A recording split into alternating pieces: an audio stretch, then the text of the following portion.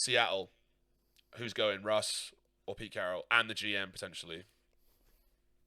As a Seattle Um, fan, what do you want? What do you want? what do I want? I would like a peaceful parting of Pete Carroll to be, let go, or he'll part ways. I don't know if it's going to happen. Uh, I mean, it doesn't seem like it, but also no one really knows. What's been reported is that Jody Allen, who is the owner, is keeping it very close to her chest. They're having meetings, obviously, this week.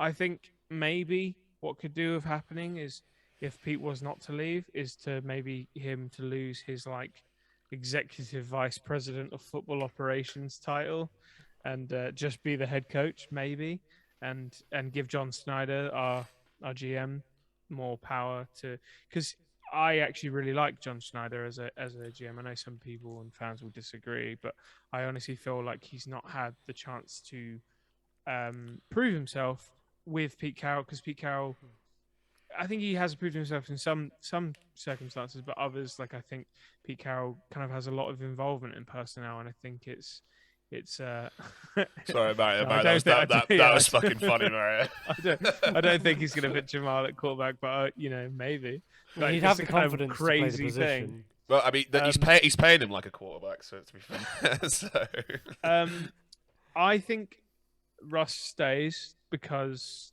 good to see you, the Sarah, man. Thanks for tuning in. nice Sorry, one, nice one.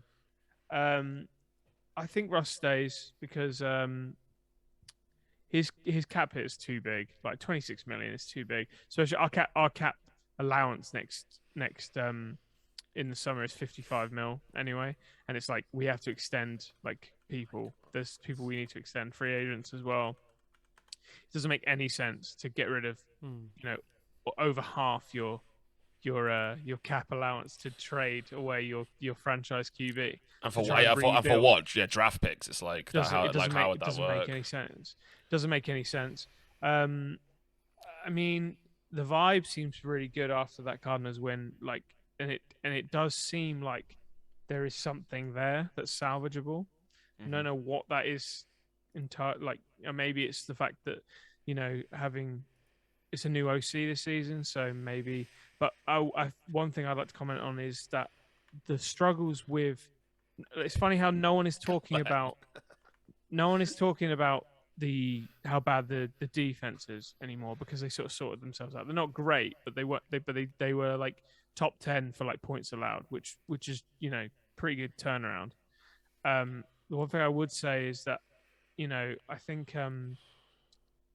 think the OC's taken some time to like settle in. I think it looks. I think you can really see the benefit now of having a run game to actually like play off. Like I mean, you see it in Green Bay all the time. Like Aaron Rodgers has such a good run game in that team. That's why he's so good and so effective now because they really do utilize the fact they have such a good running game. And I think it's really understated how important that is. And I think we have been quite unlucky with injuries with our running backs over since basically Marshawn left. Um, I don't know. We'll Your see. offense has looked better through the season, like towards the end. Yeah, well, but It's definitely improved. I think that's come about through having Penny come back. Yeah, Oh, I 100% mean, the exactly. draft He's is, been man. fantastic. Penny hasn't really played ever. He's never had a stretch of games ever since we drafted him like 4 years ago, 3 years ago, or whatever. He's like, I think he's 25 now, so he's quite young when we got him in. We got him in the Barkley draft, the Saquon Barkley draft. Yeah. And this is his fifth year coming up. Next season will be his fifth year, and this is his first real stretch of games, and I remember reading someone saying about, and funnily enough, like I'm reading Glenn saying a former Rams coach to manage.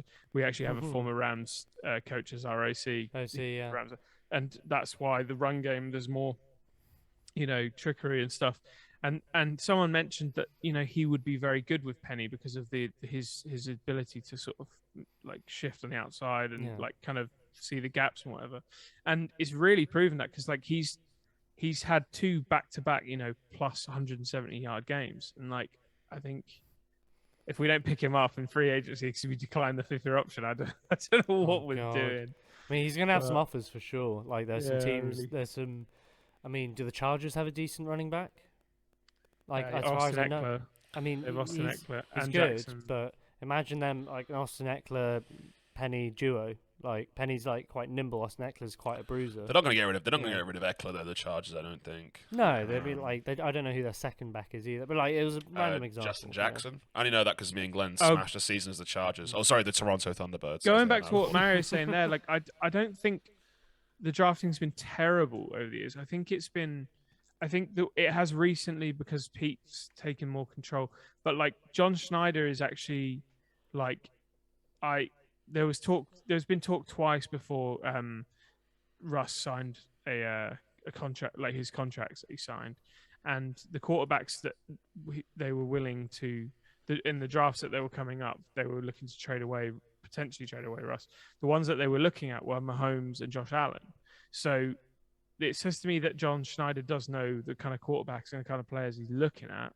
I think if they just gave John Schneider more, he's the one who found Russ. Like, do you know what I mean? He's the one who found Sherman. He found Earl Thomas. He found Cam Chancellor. Like, so like it's him who found it, not Pete Carroll. So it's like it's very hard. It's a very hard situation because you don't really know who's really in charge. It's hard to disentangle. Yeah. Yeah. Well, we'll have to see. We'll leave that topic there. For anybody who's just joined the stream now, you're watching Inside the Definitely. Five live on Twitch. We're trying to get to 50 followers, as you can see. So if you haven't followed already, please smash the follow button because it does make things a lot easier for us. It gives us opportunities that we can't have. Up next, Cowboy Corner.